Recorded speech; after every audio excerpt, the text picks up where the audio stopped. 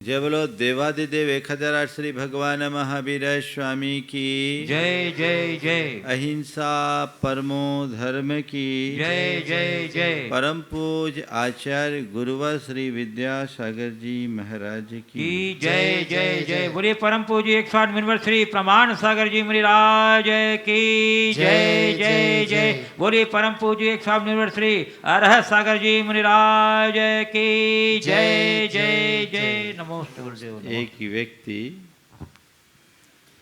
अपनी गाड़ी को तेज गति से आगे बढ़ाए जा रहा था। रास्ते में एक बच्चा उस गाड़ी को रोकने के लिए हाथ दिया। उसे अपने बीमार पिता को अस्पताल ले जाना था। हाथ देने के बाद भी गाड़ी वाले ने गाड़ी नहीं रोकी और उसे नज़रअंदाज करते हुए गाड़ी आगे बढ़ा दी। जब गाड़ी आगे बढ़ी तो उस बच्चे को गुस्सा आया। उसने एक पत्थर उठाकर गाड़ी में दे मारा। पीछे का कांच टूट गया। कांच फूटते ही सामने वाला गाड़ी रोका और गाड़ी रोकने के बाद पूछा कि भाई तुमने पत्थर क्यों मारा। उस बच्चे ने जो बात कही वहीं से मैं आज अपनी बात शुरू करता हूँ। उसने कहा अपनी गाड़ी को इतना तेज मत भगाओ कि रोकने के लिए किसी को पत्थर उठाना पड़े। अपनी गाड़ी को इतना तेज मत बढ़ाओ कि रोकने के लिए किसी को पत्थर उठाना पड़े। बात बहुत गंभीर है और समझने की है। आज हर व्यक्ति अपनी गाड़ी को बड़ी तेज गति से भगा रहा है, भाग रहे हैं, है ना। कल मैंने ह की बात की थी, आज हम एक बात और कर ले रहा हूँ। वह है होड़, है ना। होड़ सब दौड़ में है। चार शब्द कहूँगा। होड़, दौड़, मोड़ और छोड़। एक ही परिवार के चारों सदस्य हैं। होड़ हर मनुष्य के मन में बड़ी प्रबल होड़ है और इस होड़ भरी जिंदगी में मंजिल कुछ नहीं है, केवल दौड़ है। अगर कोई व्यक्ति कोई एकाध लक्ष्य लेकर के चले और उसके लिए अपनी गति को तेज करे तो फिर भी समझ में आता है। लेकिन गति बढ़ाते रहे और लक्ष्य कोई ना हो तो बातें बिल्कुल भी समझ में नहीं आती। आखिर तुम्हारे जीवन का मकसद क्या है। संत कहते हैं तुम्हारे जीवन में जितना जो आवश्यक है उसे जोड़ो,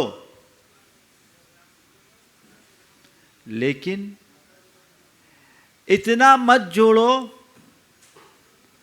कि केवल दौड़ते रह जाओ। अगर मन में होड़ होगी तो जोड़ की जगह दौड़ ज्यादा होगी। तुम जितना जोड़ने की कोशिश करोगे उतना अधिक दौड़ोगे, क्योंकि तुम्हारे मन में कभी संतोष नहीं होगा। जिस मनुष्य के हृदय में असंतोष प्रकट रहता है उस व्यक्ति के जीवन में अंतहीन दौड़ चलते रहती है, क्योंकि वह अपनी स्थिति से कभी संतुष्ट हो ही नहीं पाता। बस और केवल और उसका कोई अंत नहीं। एक ही बात, एंड। संत कहते AND एंड की जगह END एंड पर आने की कोशिश करो। तुम्हारे एंड का एंड कब है? कब द एंड होगा? इसके प्रति सोचने की कोशिश करनी चाहिए।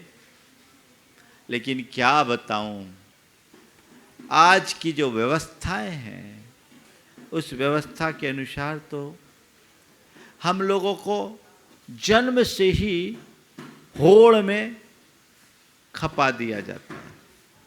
पढ़ाई करना है तो पढ़ाई की होड़, परीक्षा में रिजल्ट की होड़। एक बच्चे के मन में जन्म से ही ये संस्कार भर दिए जाते हैं, केवल होड़, केवल होड़, केवल होड़। ये होड़ अंततः हमें अंदर से कमजोर बनाती है। संत कहते अपनी शक्ति के अनुरूप स्वयं को आगे बढ़ाना बुरा नहीं है, पर किसी को पीछे छोड़ने का भाव कभी अच्छा नहीं है। तुम आगे बढ़ो, ये प्रगति है, पर मुझे उससे आगे बढ़ना, ये प्रतिस्पर्धा है। प्रगति हमेशा हमारे जीवन के लिए अच्छी बनती है। हम प्रेरणा पा सकते हैं किसी को आगे बढ़ता देखकर कि वो आगे बढ़ा है, मुझे भी आगे बढ़ना है, वो यहाँ तक पहुँचा है, मुझे भी वहाँ पहुँचना है। इसमें कोई बुराई नहीं है, किसी को आगे बढ़ता देखकर तुम उससे प्रेरणा पाओ। लेकिन किसी को अपने से आगे बढ़ा देखकर तुम उसे पीछे छोड़ने का मनोभाव लाओ, उससे आगे निकल जाने का मन बनाओ, ये कतई अच्छी नहीं। होड़ बुरी चीज है। जब मनुष्य के मन में होड़ होती है तो वो केवल दौड़ते रहता है, क्योंकि उसे अपनी उपलब्धियों से संतोष नहीं होता और न ही वो अपने उपलब्धियों का सुख भोग पाता है। आज हर व्यक्ति के साथ देख लो, लखपति आदमी करोड़पति बनने की होड़ में है और करोड़पति अरबपति बनने की होड़ में है। अब क्या होता है, वो लखपति है तो लाख का सुख नहीं भोग रहा है, करोड़पति बनने की होड़ पैदा करके 99 लाख के अभाव का दुख भोग रहा है। वो दौड़ रहा है, अरे तुम्हारे पास लाख है, तुम्हारे लिए पर्याप्त हो सकता है, और तुम्हारे काम का तो वही है जो तुम्हारे पास है, वो नहीं जो औरों के पास है। पर तुम्हारी बड़ी कमजोरी है, तुम उसे देखते हो जो औरों के पास है, उस तरफ तुम्हारा ध्यान ही नहीं जाता जो तुम्हारे पास है। होड़ की परिणति ही कुछ ऐसी होती है जो उपलब्धियों को और न देख करके हमें नए नए टारगेट देती है और उधर ही दौड़ाना शुरू कर देती है। ये अंधी दौड़ है। संत कहते इस होड़ को छोड़ो, जीवन को मोड़ो। आप गाड़ी चलाते हो, आपकी अपनी गाड़ी है, कितनी भी अच्छी गाड़ी है, आप अपनी मस्ती में अपनी गाड़ी ड्राइव कर रहे हो, आपको कोई ओवरटेक करके चला जाए, आपको कोई फर्क पड़ता है? नहीं। क्यों? मेरे सामने मेरा लक्ष्य है, मैं अपनी मस्ती में चल रहा हूं, मेरी गाड़ी है, मेरी गति है, मेरा अपना डेस्टिनेशन है, मैं चल रहा हूं। लेकिन कोई व्यक्ति गाड़ी चलाते समय ये लक्ष्य लेकर चले कि सबको पीछे छोड़ना है, तो उसको क्या होगा? एक को ओवरटेक करेगा, दूसरे को ओवरटेक करेगा, तीसरे को ओवरटेक करेगा, चौथे को ओवरटेक करेगा। वो ओवरटेक करता रहेगा, गाड़ी चलाने की मस्ती का अनुभव नहीं कर पाएगा और हो सकता है इसी ओवरटेक करते करते खुद को ही ओवर कर लेगा। ये होता है ना। संत कहते हैं तुम्हारे पास जितनी शक्ति हो, जैसी क्षमता हो, जैसा संसाधन हो और जैसी अनुकूलता हो, तुम अपनी गति बना करके चलो, उसकी पूरी मस्ती लो, अनुभव करो, सुख भोगो, पर किसी दूसरे को अपने सामने कभी खड़ा मत करो। हाँ, तुमसे ऊंचा तुम्हारे सामने कभी कोई खड़ा हो तो उसका विनम्रतापूर्ण बहुमान करो और उससे कुछ प्रेरणा लो कि इसने अपना 100% दिया तो इस मुकाम को छुआ है, मुझे भी अपने आगे के मुकाम की तरफ देखना है और उसके लिए अपनी दुर्बलताओं को दूर करके स्वयं को ऊंचा उठाना है। सोच कुछ ऐसी होनी चाहिए, जब ऐसी सोच होगी तो जीवन ऊंचा उठेगा और नहीं तो बस खींचातानी ही चलेगी, मचता रहेगा। आज लोगों के साथ तो यही हो रहा है, जीवन का जो रस लेना चाहिए वो रस नहीं है। और एक बात बताऊं, इससे कोई नहीं बचा, होड़ से कोई नहीं बचा।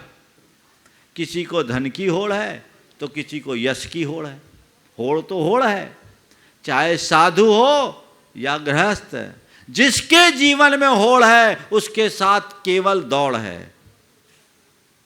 होड़ कभी मत करना। और होड़ कब होती है मालूम? जब दूसरों से कंपैरिजन होता है। जब कंपैरिजन होता है तो कंपटीशन बढ़ता है, एक दूसरे से कंपैरिजन, है ना। तो हमें जीवन में कंपटीशन नहीं करना चाहिए। किसी से क्या तुलना करना? हम अपनी तुलना किसी और से करें और अपने आप को कमतर आंके तो मन में हीन भावना होगी, और अपनी तुलना करके अपने आप को कुछ बड़ा समझ ले तो मन में अभिमान होगा। दीनता और अभिमान दोनों दुर्बलताएं हैं और दुखी करने वाली है। क्यों हम किसी से तुलना करें? संत कहते हैं हर आत्मा अतुल है, उसका कोई जोड़ नहीं है, उसका कोई बराबरी नहीं कर सकता, सब अपने आप में अनोखा है। तो समझो तो किसकी होड़? अपने अनोखे स्वरूप को पहचानो। कहीं तुलना नहीं, तुलना होगी, कंपैरिजन होगा तो कंपटीशन होगा, होकर ही रहेगा। जितनी तुलना उतनी होड़। कंपटीशन कतई अच्छी नहीं है। कंपैरिजन से बचो तो कंपटीशन छूटेगा, और फिर आगे बढ़ना है तो दो काम और करो, कोऑर्डिनेशन करो और कॉम्बिनेशन बना के चलो। कोऑर्डिनेशन और कॉम्बिनेशन ये हमारे जीवन की प्रगति के आधार है, लेकिन कंपैरिजन और कंपटीशन हमें जिंदगी भर रुलाते हैं। आगे बढ़ो, ऊपर उठो, और यही हमारा लक्ष्य होना चाहिए। हमें तो ऊपर उठना ही है, और ऊपर उठना है तो कहां जाना है? एकदम लोक के ऊपर, सबसे ऊपर। हम क्या सोचते? सबसे ऊपर नहीं जाते, उससे ऊपर, फिर उससे ऊपर, फिर उससे ऊपर। अरे तुम किसी से ऊपर चले जाओगे, वो तुम्हें एक कोई दूसरा पैदा होगा तुम्हें नीचे कर ही देगा। अगर ऊपर ही जाना है तो एकदम ऊपर जाओ ना, जहां से फिर कभी आना ही ना हो। वो लक्ष्य अपना होना चाहिए। पर जो मनुष्य तुच्छ उपलब्धियों को ही सर्वस्व मान कर चलता है और उसी में लगा रहता है, वो अपने जीवन का रस कभी नहीं ले सकता। संत कहते हैं अपने जीवन का रस लो, जीवन का मजा लो, व्यर्थ में अपनी शक्ति को मत गंवाओ, अन्यथा एक दिन थक कर मर जाओगे और सब छोड़ जाओगे। समझो क्या है मेरा उद्देश्य, क्या है मेरा लक्ष्य। संत कहते हैं ये मनुष्य जीवन मिला है, जीवन का रस लेना है तो हमेशा अपनी मस्ती में जियो। क्या बोल रहा हूं? जीवन का रस लेना है तो अपनी मस्ती में जियो, अपने भीतर देखो, अपने भीतर झांको, अपनी क्षमता का आकलन करो, अपने संसाधनों का उपभोग करो, औरों के संसाधनों की तरफ कभी मत देखो और औरों से अपनी तुलना कभी मत करो। हाँ, कदाचित करो भी तो एक प्रेरणा के लिए उन्हें अपना आदर्श बनाओ, पर कभी किसी को अपना प्रतिद्वंदी बनाकर खड़ा मत करो। प्रतिस्पर्धा नहीं। खुद आप चाहोगे तो जीवन में एक नई ऊंचाई घटित कर सकोगे। वैसा पुरुषार्थ मन में होना चाहिए। जो लोग किसी भी प्रकार की होड़ में रहते हैं जीवन भर दुखी होते हैं। मेरे संपर्क में एक युवक, आज काफी संपन्नता उसने हासिल की और बहुत जीरो से स्टार्ट किया। एक दिन उसकी धर्मपत्नी ने आकर मुझसे कहा कि महाराज जी इनको थोड़ा समझाइए। मैंने पूछा क्या बात? बोले महाराज इनको बिजनेस के अलावा और कुछ दिखता ही नहीं, बिजनेस के अलावा कुछ दिखता ही नहीं है। मैंने उससे बात किया, उस व्यक्ति ने बड़ी ईमानदारी से बात की। मैंने कहा भाई तुम्हारी पत्नी तुम्हारे सामने तुम्हारी शिकायत कर रही है, तुम्हारा क्या कहना है? महाराज ये सही कह रही है, लेकिन मैं क्या करूं, मैं भी फंस गया। फंस गए हो? क्या फंस गए? बोले महाराज जी अब मैं पैसा कमाता नहीं, मेरे को पैसा कमाने का नशा चढ़ गया, मैं बिजनेस नहीं करता, बिजनेस का नशा चढ़ गया। बोले क्या नशा? बोले महाराज बस मुझे ये लगता है मैं रोज़ टारगेट पर टारगेट बनाता हूँ, टारगेट बदलता रहता हूँ और जो आप लोग कहते हैं ना महाराज जी वो मेरे जीवन में दिखता है। मैं दौड़ता हूँ पहुँचता कहीं नहीं, मैं दौड़ता हूं पहुंचता कहीं नहीं। बस महाराज कुछ ऐसा हो गया, बेचैनी होती है। मैं रोज अपने टारगेट बनाता हूं, एक टारगेट को अचीव करता हूं, दूसरा टारगेट उससे पहले मेरे सामने खड़ा हो जाता है और इसलिए मैं दौड़ता हूं। उस व्यक्ति ने अपने जीवन की सच्चाई को बहुत सहज रूप से स्वीकार किया। उसने कहा व्यापार मेरा नशा हो गया। तो मैं तो एक बात कहूंगा, नशा किसी भी चीज का हो वो जीवन का नाश ही करता है। ये कह रही है बहन जी कि महाराज जी हमें तो प्रवचन सुनने का नशा है, तुम्हें सुनने का नशा होगा पर करने का नशा हमें नहीं है। आज मेरा मूड नहीं था, आज मैं कुछ और कार्य के लिए अपना समय सुरक्षित रखना चाह रहा था और कुछ चिंतन कर रहा था मुझे कि भाई 1-1.5 घंटे का समय मुझे सुबह मिलेगा, कुछ करूँगा।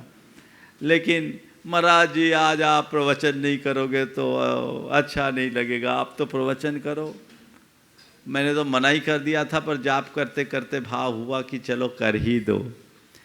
ये नशा नहीं है, ये अभिरुचि है। ध्यान रखना, नशे में और अभिरुचि में बड़ा अंतर है। अच्छे कार्य की अभिरुचि जगाओ, उसके प्रति उत्साह रखो, लेकिन उसके अभाव में कभी मायूस मत हो। नशे में और रुचि में यही अंतर है। जिस कार्य के प्रति रुचि होती है उसके प्रति हमारे मन में हमेशा उत्साह बना रहता है और उसकी पूर्ति के लिए हम प्रयत्न भी करते हैं, लेकिन जिस चीज़ का नशा हो जाता है उसके अभाव में व्यक्ति रह भी नहीं सकता। इसलिए नशा तो किसी चीज का नहीं, व्यापार का नशा, टारगेट पर टारगेट, ऐसा मत करो, है ना। सब लोग क्या सोचते हैं, मुझे नंबर 1 रहना है। दुनिया में कोई नंबर 1 नहीं रहा है, समझ गए। सबको कहीं न कहीं नीचे उतरना पड़ा है। चक्रवर्तियों को भी एक बार नीचे देखना पड़ता है। हर चक्रवर्ती को जीवन में एक बार नीचे देखना पड़ता है, क्योंकि सबका बाप इस धरती में पैदा हो चुका है। सबका बाप पैदा हो चुका है, और बिना बाप के तो हम जन्मे ही नहीं। लोगों को समझना चाहिए मेरा बाप भी कोई है, लेकिन मुश्किल तो यह है कि लोग अपने बाप को भी बाप नहीं मानते, बाप का बाप बन जाते हैं। उनको कौन समझाए? जो लोग अपने बाप का ही बाप बन रहे हैं उनको कौन समझाए? उसका तो बंटा धार होना ही है, उसका कोई उपाय नहीं। चक्रवर्ती जब जाता है विजय आपके जाकर के, कौन सा पर्वत है वो, वृषभाचल, वृषभगिरी, वृषभगिरी में वो अपनी प्रशस्ति लिखने जाता है। मैं चक्रवर्ती बना हूं, 60 खंड का विजेता, कितनी बड़ी उपलब्धि, मुझसे बड़ा कोई दूसरा नहीं। वहाँ जाता है तो मुंह लटक जाता है, अरे मेरे जैसे तो ढेर सारे चक्रवर्तियों से पूरा पूरा पहाड़ भरा है, इतने नाम लिखे जा चुके, मैं कहाँ लगा, मैं भ्रम में था। औरों का नाम मिटाकर अपना नाम लिखना पड़ता है। इसलिए कभी किसी दूसरे को टारगेट लेकर मत चलो, खुद अपना लक्ष्य बनाओ, उसके अनुरूप पुरुषार्थ करो, होड़ ना करो, किसी से होड़ मत करो। व्यापार करने की होड़, मौज मस्ती की होड़, घूमने की होड़, यश की होड़, यहां तक कि साधना और तपस्या की होड़, होड़ कतई उचित नहीं है। होड़ में गड़बड़। हम जब ब्रह्मचारी थे ना, हमारे साथ का एक ब्रह्मचारी था, तो वो क्या करता, शरीर उसका अच्छा नहीं था, पर हम लोग उस समय व्रत उपवास बहुत करते थे, तो व्रत उपवास गुरुदेव के निर्देशानुसार करते थे। तो जैसा हम लोग करे वो भी करना चाहे, जैसा हम लोग करे वो भी करना चाहे। शरीर तो फिट नहीं, और वो करे, और करे उपवास करने के बाद पारना करे, तो पारना में उसको एक एक दो दो दिन तकलीफ हो, भोजन ही नहीं किया जाए। तो हमारे साथ का एक ब्रह्मचारी था, बड़ा मजाकी बुंदेलखंडी बोलता था, वो उसको बोलता था होड़ में टिड्ड गए। होड़ में टिड्ड गए मतलब होड़ में तुमने अपना सब कुछ खो दिया। तपस्या भी करो तो दूसरों की देखा देखी न करो। हाँ, दूसरों को देखकर यदि तुम्हारे मन में तपस्या करने की प्रेरणा आती है तो ये सुलक्षण है, होना चाहिए। लेकिन वो तप कर रहा, मैं भी करूं, अच्छी बात है, पर मैं उससे अच्छा करूं, ये अच्छी बात नहीं। जहां दूसरा आया तुम बुरे हो गए, इसलिए कहते हैं द अदर इज हेल, दूसरा तो नरक है। दूसरे को सामने खड़े ही मत करो, वो क्या कर रहा है ये कभी मत देखो, मुझे क्या करना ये देखो। लोगों की सारी शक्ति दूसरों में खप जाती है। पता करो भैया वहां क्या चल रहा है, वो क्या कर रहे हैं, अरे चलो वो जैसा करे अपने को भी करना होगा। ध्यान रखना, ऐसा करोगे भी ना तो तुम फोटो कॉपी कहलाओगे, ओरिजिनल नहीं। कॉपी पेस्ट करना क्या है, किसी क्षेत्र में मत करो, अपनी मौलिकता बना कर रखो।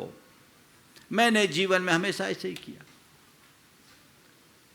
जब मेरी शुरुआती दिनों की बात थी, कई लोग बोलते थे महाराज उनके प्रवचन सुन लो, उनके प्रवचन सुन लो, आप देखो उनकी शैली बहुत अच्छी है, ऐसा कर लो ऐसा कर लो। मैंने कहा मैं किसी की नहीं सुनूंगा, न प्रवचन सुनूंगा न प्रवचन साहित्य पढ़ूंगा। बोले क्यों? बोले मैं अगर पढ़ूंगा और सुनूंगा तो अपनी मौलिक पहचान खो दूंगा, मुझे दूसरे को देखना ही नहीं, कहीं ना कहीं उनका मेरे मानस पर असर पड़ेगा, और अगर मैं उससे प्रभावित हो गया तो वहीं अटक जाऊंगा। मुझे दूसरे को देखना ही नहीं, अपनी पहचान मुझे खुद बनाना है, और वही मेरी सफलता का आधार है।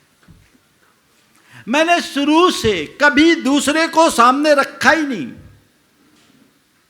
सोचता ही नहीं। आप लोगों को भी प्रेरणा देता हूं, जीवन में कभी किसी से होड़ मत करना, नहीं तो केवल दौड़ होगी, अंतहीन दौड़, जिसका कोई गंतव्य नहीं, जिसकी कोई मंजिल नहीं। उस दौड़ में दौड़ने से क्या मतलब? ऐसी दौड़ के लिए तो केवल यही पंक्तियां चरितार्थ होगी, जन्म से लेकर मरण तक दौड़ता है आदमी, दौड़ते ही दौड़ते दम तोड़ता है आदमी। जन्म से लेकर मरण तक दौड़ता है आदमी, दौड़ते ही दौड़ते दम तोड़ता है आदमी। ओठ गीली आंख गीली, ओठ ठंडे और दिल में आंधियां, तीन मौसम जिंदगी में ओढ़ता है आदमी।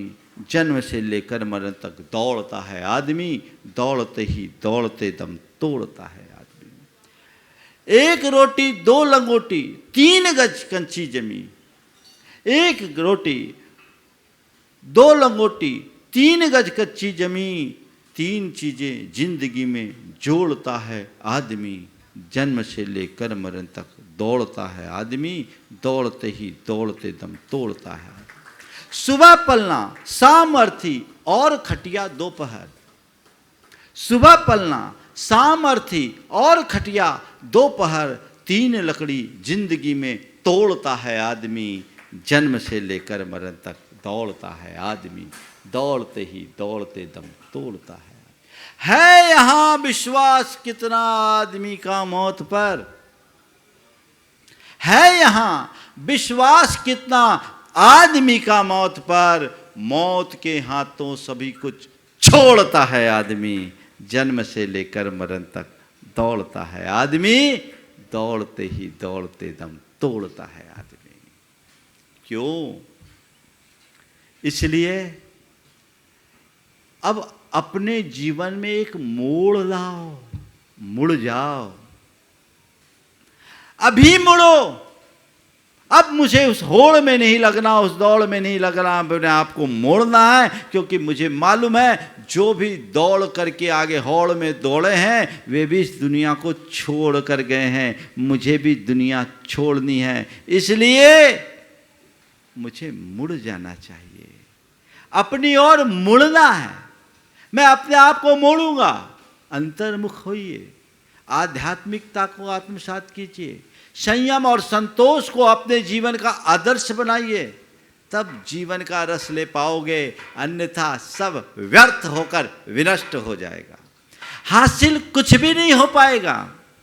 तो ये बात समझ में रखिए, एक दिन सब छोड़ना है तो छोड़ने के पहले अपने आप को मोड़ लो ना।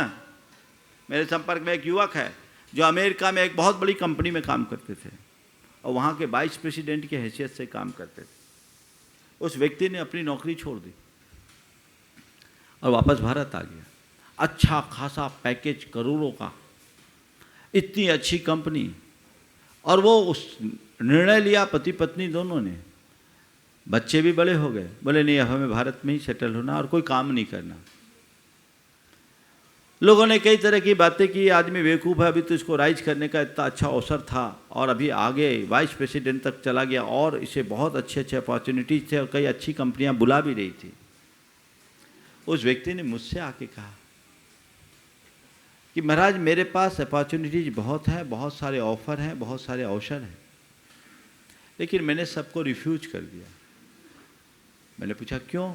बोले महाराज आप ही तो कहते हो सब छोड़ के जाना है, तो जोड़ो क्यों? सब छोड़कर जाना है तो जोड़ू क्यों? गुरुदेव का हाइकू है, जुड़ो ना जोड़ो, जुड़ो ना जोड़ो, जोड़ा छोड़ो, जुड़ो तो बेजोड़ जोड़ो, जुड़ो ना जोड़ो, जोड़ा छोड़ो, जुड़ो तो बेजोड़ जोड़ो। अगर जुड़ना है तो अपने आप से जुड़ो, प्रभु से जुड़ो, ये बाहर का धन दौलत मत जोड़ो, और जो जोड़ा है उसको छोड़ दो।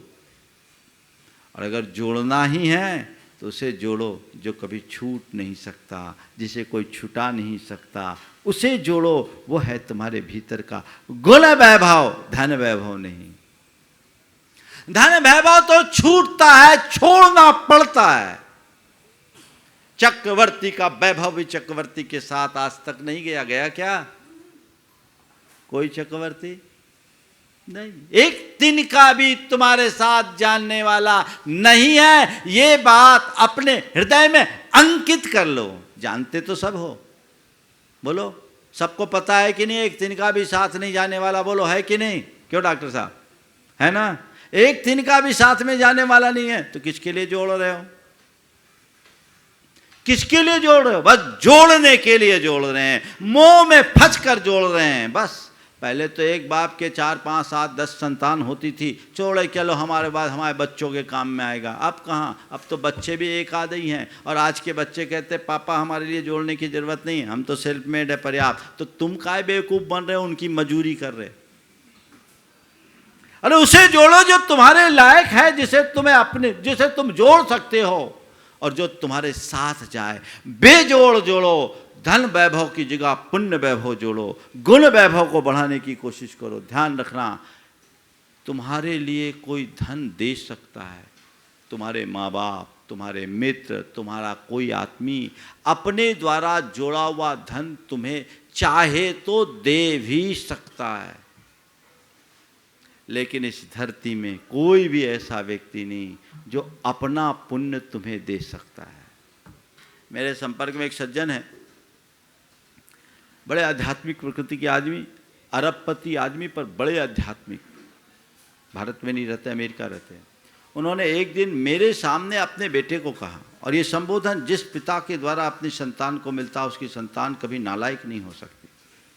मेरे सामने पहली बार बेटे को लेकर आए, इंट्रोड्यूस किया, महाराज आशीर्वाद दीजिए, ये धर्म मार्ग में लगे, व्यापार तो करे लेकिन व्यापार को ही लक्ष्य न बनाए, और अपनी तरफ से एक संबोधन दिया, क्या देखो हमारे पास जो धन है, हमारे द्वारा जोड़ा हुआ धन, यदि मैं चाहूं तो, इशारा करते, मैं चाहूं तो तुम्हें दे सकता हूं।